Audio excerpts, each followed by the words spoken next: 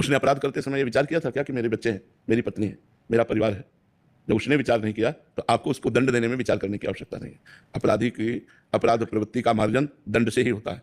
तो आप दंड विधान करने के लिए जब बैठे हैं तो आपको इतना दया नहीं देखनी, दया नहीं करनी। देखो सर्वलोक महेश्वर भगवान है ना, परम दयामय है ना, लेकिन जिसका जो कर्म होता है उसका दंड देते हैं कि नहीं देते? तो ये सब दयामय भगवान के सबसे बड़े न्यायाधीश वही है। उनके न्याय में दया है, लेकिन जो कर्म किए हैं उनको भोगना पड़ेगा। अवश्य में भोक्तव्यम कृतं कर्म शुभाशुभम्। अगर फोड़ा है और डॉक्टर रहम करेगा तो मरीज मर जाएगा, फोड़े का ऑपरेशन करना पड़ेगा।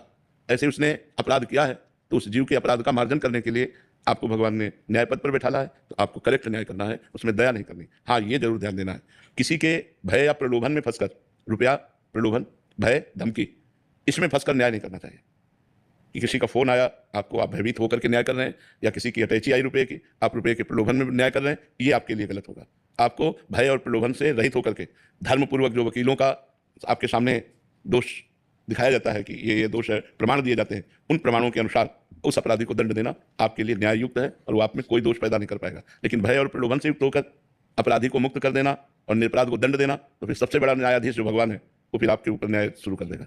इसलिए अपने को भगवान को प्रणाम करके बैठो न्याय के पद पर और ठीक निर्णय करो। जो साक्षी उपस्थित किए गए हैं उन साक्षियों के द्वारा ही आप ठीक निर्णय करो। अगर साक्ष्य गलत है, सामने वाला निर्दोष है और आपको साक्ष्य उसके दोषी के मिल रहे हैं, तो उसके वकील दोषी होंगे, ना कि आप दोषी होंगे। और आपको अगर तनिक भी शंका हो जाए तो उसे और तारीखें देनी चाहिए और समय देना चाहिए, जांच करके ही दंड देना चाहिए। ये दया होगी, ये दया होगी। अब उसके परिवार के विषय में सोच करके आपका द्रवित हो जाना और उसके दंड विधान को, ऐसा नहीं। अपने को बहुत सावधानीपूर्वक न्याय करना है। अगर निर्दोष बच जाए और दोषी को दंड मिले तो आपकी पूजा बन जाएगी, ये आपकी भगवान की आराधना